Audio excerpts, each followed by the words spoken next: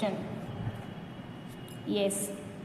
So coming to the DNA markers, so DNA markers is nothing but the DNA layers in which certain amounts of the mixture of DNA fragments of known molecular weight is used as a reference for the estimation of the size of the PCR product. So if our amplified DNA contains these base pairs, we could we want to add another mixture as reference, so that DNA markers is readily available in the market.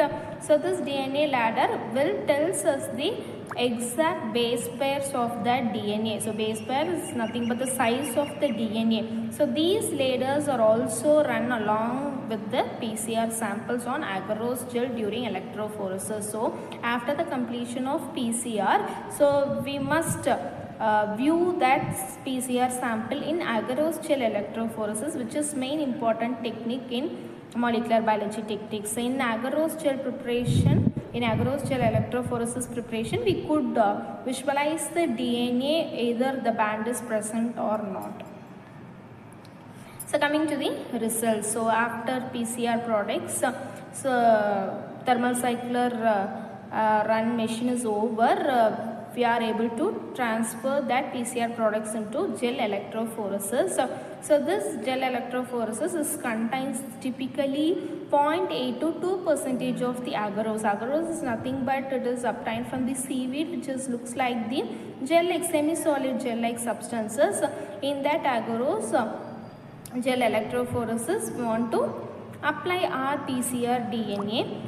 So after applied, electric field is applied and causing the negative molecule to move towards the positive electrode, as DNA is the negatively charged minus.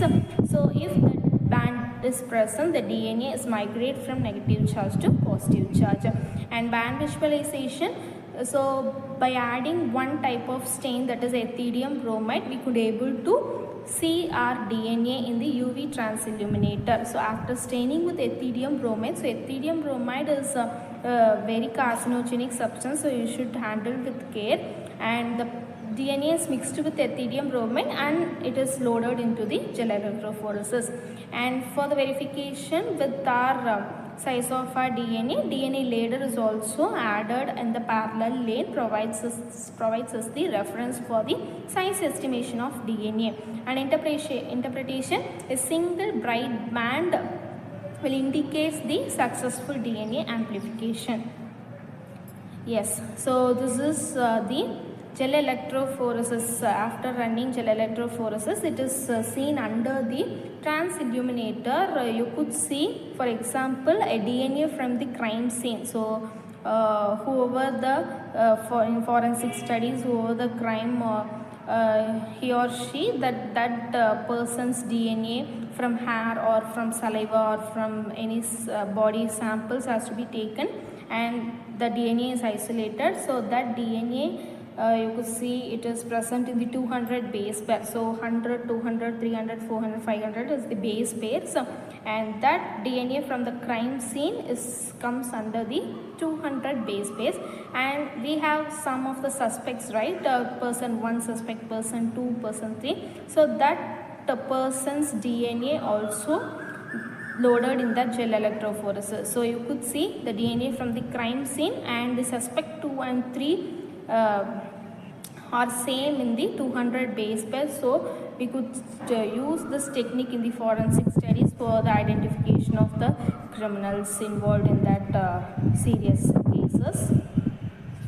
Yes, coming to the application, and this is mainly used in the genetic testing. So to detect any of the changes in DNA, or to detect any pathogen, or to detect any mutations. And it is this PCR is mainly involved in the forensic studies in the form of DNA fingerprinting, and it is also useful in gene cloning, genetic cloning, and it is also for the diagnosis of any infectious particles. For example, COVID-19, all are used to take the RT-PCR test.